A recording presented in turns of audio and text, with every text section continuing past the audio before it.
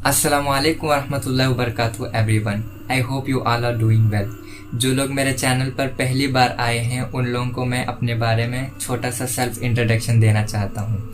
मेरा नाम शेख ख्वाजा मोइनुद्दीन और मैं इस्लामिक मोटिवेशनल वीडियोस बनाता हूँ और कुरान की तिलावत करता हूँ। जैसे कि हमारे मुसलमानों को तमाम दीन के बातें पता है, लेकिन जो इस्लाम में बेसिक नॉलेज जो होती है उससे लोग बेखबर है। So I am doing this motivational Islamic videos specially for those people who don't have the basic knowledge of Islam deen. आज का टॉपिक है रमज़ान में इबादत। रमज़ान में कौन कौन सी इबादतें हमें करनी चाहिए। सबसे पहली बात है, रमज़ान के रोज़े इबादत है और उस इबादत के साथ साथ हमें और भी इबादत करनी चाहिए। जैसे कि आप सब लोगों को पता है, रमज़ान के सारे रोज़े तो सारे लोग रखते हैं, लेकिन जो इबादत रोज़े के साथ साथ करनी होती है उससे लोग नहीं करते। तो हमें कौन कौन सी इबादतें हमें करनी चाहिए। सबसे पहले आप एक किताब लीजिए, उस किताब में आप अपना शेड्यूल नोट कीजिए और दिल में छोटी सी दुआ कीजिए कि ए अल्लाह, जिस शौक़ के साथ मैं पहले रोज़ा रख रहा हूँ उसी शौक़ के साथ मुझे आखिरी रोज़ा अदा करने की तौफीक अता फरमा। पर कई लोग ऐसे हैं जो लोग मानते हैं कि पहला रोज़ा अफजल है और बाकी रोज़े नहीं, पर ऐसा नहीं, सारे रोज़े एक हैं।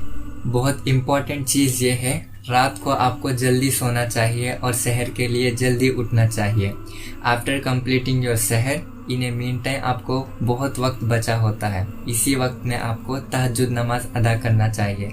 तहज्जुद नमाज पढ़ने के बाद कुरान शरीफ की तिलावत करनी चाहिए। कुरान में अल्लाह ताला यही फरमाता है ना, वरत्तिलिल कुरान तरतीला, कुरान को पढ़ाया करो।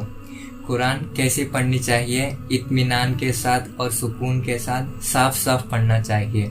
जब इंसान कुरान पढ़ने के लिए बैठ जाता है तो अल्लाह ताला के तमाम फरिश्ते उसको घेर लेते हैं। किस लिए? उस कुरान शरीफ की तिलावत को सुनने के लिए। तो आपको बेशक कुरान शरीफ की तिलावत उस वक्त में करनी चाहिए। वक्त आता है फजर का। फजर नमाज होने के बाद फ़ौरन आप अल्लाह ताला का जिक्र करने के लिए बैठ जाइए। जिस शख्स ने नमाज फजर के बाद अर्रज़ाक़ु का विर्द 100 मरतबा पढ़ लिया तो अल्लाह ताला इंशाअल्लाह उसको रोज़ी की तंगी से महफूज फरमाएगा। आमीन।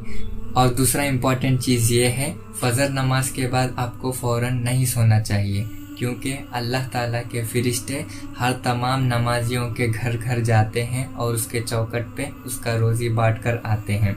तो इसीलिए हमें फ़ौरन नहीं सोनी चाहिए। तो ऐसे समझ सकते हैं, जिसने फजर नमाज के बाद सो लिया समझो वो अपना रिस्क खो लिया। अल्लाह अकबर। तो हम कब सोना चाहिए? फजर नमाज के 1 और 1.5 घंटे के बाद हम आराम कर सकते हैं। आराम करने के बाद आप काम काज में लग जाइए। इंशाअल्लाह ताला आप जितना हो सके बाहर जो भी मिस्किन आपको नज़र आते हैं, जो भी गरीब नज़र आते हैं, तो आपको जितना हो सके आप खैर खैरात कीजिए, क्योंकि अल्लाह ताला फरमाते हैं रमज़ान के महीने में जो भी 1 रुपया भी खैरात किया समझो वो 1 रुपया 70 रुपयों से बराबर है। Now you have to read 2 pages of Quran daily. If it's possible 30 दिन में 30 पारे ख़त्म कीजिए। एंड इफ इट्स नॉट तो आपको नए सूरे आपको सीखना पड़ेगा, वो आपको नमाजों में पढ़ने के लिए काम आएंगे। अभी वक्त आता है इफ्तार का। इफ्तार से पहले ज़रूर दुआ करनी चाहिए, क्योंकि अल्लाह ताला फरमाता है जो भी शख्स रमज़ान का रोज़ा रखे और इफ्तार से पहले जो भी दुआ मांगे तो मैं रद्द नहीं करूँगा।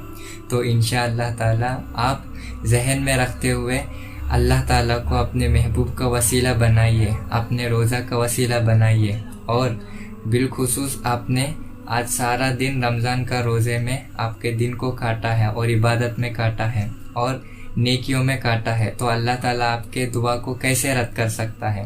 तो इसीलिए आप अल्लाह ताला से खूब दुआ कीजिए। जितना हो सके इफ्तार कम कीजिए और कम खाना खाइए, क्योंकि इससे आपके नमाज तरावी के ऊपर भारी पड़ सकता है।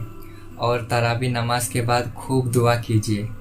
और कई लोग ऐसे हैं जो लोग तरावी नमाज पढ़ने के लिए पीछे हटते हैं, पर उन्हें पता नहीं कि कितना फजीलत होता है तरावी नमाज में। इंशाअल्लाह ताला मैं दूसरे वीडियो में तरावी नमाज का फजीलत बताने के लिए कोशिश करूँगा। और तरावी नमाज जब ख़त्म होता है तो बहुत खूब दुआ कीजिए। अल्लाह ताला तरावी नमाज के बाद का दुआ भी रद्द नहीं करता। اور اب بات آتا ہے زکوٰۃ کا، تو ہمیں اپنے جان کا اور اپنے مال کا زکوٰۃ ضرور نکالیں۔ ہر عمل کرنے سے پہلے نیت ضرور کریں، کیونکہ حدیث مبارکہ میں آتا ہے انما الاعمال بالنیات، ساری عمل نیت سے ہے۔ اسی لیے اللہ کے یہاں نیت کیجئے کہ اللہ تو نے ہمیں مبارک مہینہ دے کر نوازا ہے، اس کے مطابق ہمیں عبادت کرنے کی توفیق عطا فرما۔ اور میں نے جتنے بھی آپ کو عبادتیں میں نے بتائی ہیں اس سے زیادہ آپ کرنا چاہے تو آپ کر سکتے ہیں، اور اللہ تعالی سے دعا ہے کہ اے اللہ ہمیں سستی سے بچا اور ہمیں شیطان کے وسوسوں سے بچا اور تیرے حفظ و امان میں محفوظ عطا فرما۔ دوسرے ویڈیو میں ہم پھر ملیں گے، تب تک کے دعا میں یاد رکھنا۔ اللہ حافظ۔